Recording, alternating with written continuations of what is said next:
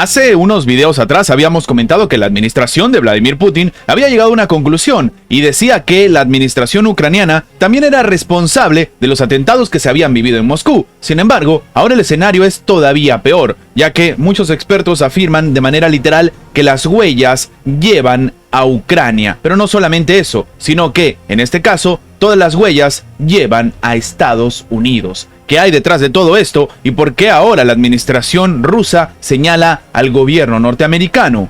Vamos a comentarlo.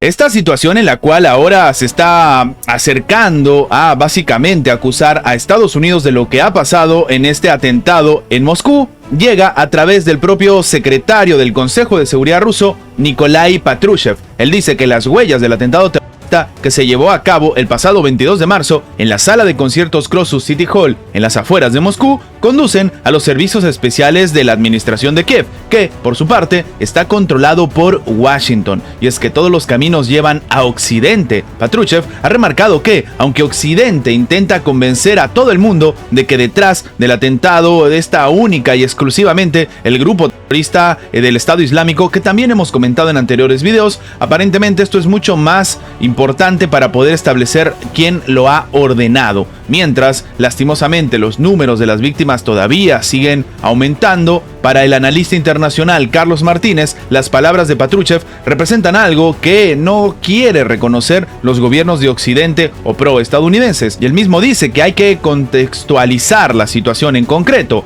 Nadie, ni siquiera el gobierno ruso, duda que los terroristas eran miembros radicalizados pertenecientes al Estado Islámico, pero Daesh, desde su inicio, igual que Al-Qaeda, que fue su padre y también su madre, son organizaciones terroristas que han sido creadas y financiadas por los servicios secretos occidentales, especialmente la CIA y los servicios secretos ingleses. Termina detallando el experto. Para poner negro sobre blanco, según dice el analista, el mismo recuerda que Occidente ha apoyado a Daesh y a Al-Qaeda en Libia, en Siria y en todos aquellos conflictos que les ha interesado. En una situación como la que se encuentra Ucrania, en un conflicto abierto, no cabe duda de que Daesh podría estar al servicio de la CIA y del MI6. No solamente eso, resulta que dentro de los detenidos acusados de este ataque se han encontrado en su celular fotografías con la bandera ucraniana. En ese sentido, lo que ha comentado además el experto Martínez es que hay pistas que indican que lo que sucedió en las afueras de Moscú era una trama ucraniana, cuando no de la CIA o de los servicios secretos ingleses, y que semanas antes del atentado las embajadas estadounidenses, británicas y alemanas ya advertían a los ciudadanos que, curiosamente, no viajen a Moscú, porque había riesgo de atentado. Es decir, algo sabían y sencillamente no informaron a sus colegas rusos. Y es que además de los terroristas, cuando cometieron este horrendo escenario, los capturaron huyendo hacia Ucrania. Y esto lo hemos comentado, no hacia, por ejemplo, Turquía o hacia el Dagestán.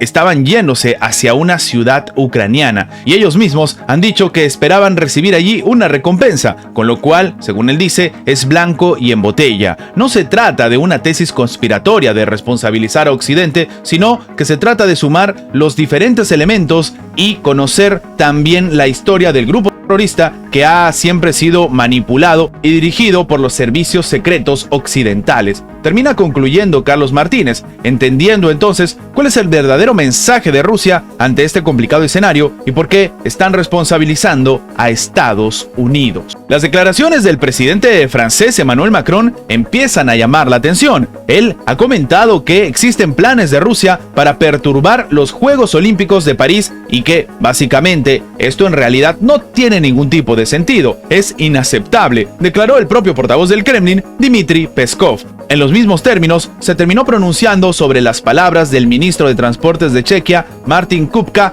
que Moscú está supuestamente implicado en ciberataques a la infraestructura de transportes del país. Lo que ha comentado en este caso el Kremlin es que son acusaciones absolutamente infundadas, tanto en el primer caso como en el segundo. cuántas veces se oyen, pero nunca están respaldadas por ninguna prueba o argumentación adecuada. No aceptamos en absoluto estas acusaciones, señaló Peskov a los periodistas. Previamente, el presidente francés Emmanuel Macron había afirmado en una comparecencia ante la prensa que él no duda que Rusia intentará atentar contra los Juegos Olímpicos de París, que se celebran del 26 de julio al 11 de agosto, en particular en términos de información. Y es que el líder francés ha agregado que Moscú promueve la narrativa de que el país galo es incapaz de celebrar la competición. Lo que llama la atención en este caso es que el Kremlin, de hecho, ha advertido que en realidad lo que se está haciendo es dañar al movimiento olímpico al aferrarse a temas políticos. Pero, ¿qué es lo que ha pasado exactamente? Pues resulta que en este caso el Comité Olímpico Internacional ha decidido empezar a bloquear directamente a todos los deportistas rusos. Lo que ha comentado evidentemente Dmitry Peskov. Él ha dicho que la falta de voluntad de la cúpula del Comité Olímpico Internacional para alejarse de la política es lo que causa el mayor daño al movimiento olímpico. Terminó destacando el funcionario ruso en una comparecencia ante la prensa. ¿Qué es lo que sucede? Previamente, el alemán Thomas Bach, en una conversación con los bromistas rusos Boyan y Lexus, que se hicieron pasar como políticos africanos, admitió que, el Consejo Olímpico Internacional había pedido a los ucranianos que siguieran las declaraciones patrióticas, específicamente de los deportistas rusos en Internet, para impedir su participación en los próximos Juegos Olímpicos de París. El propio Bach comentó también que a nivel del propio Consejo Olímpico Internacional había una comisión especial que seguía dichas declaraciones. Peskov ha entonces remarcado que si la mencionada comisión monitorea las declaraciones de deportistas de los distintos países para que la política no se mezcle con el deporte, se podría entender, pero esto es todo lo contrario. Para que se entienda, estamos hablando de Thomas Bach, que es el presidente del Comité Olímpico Internacional.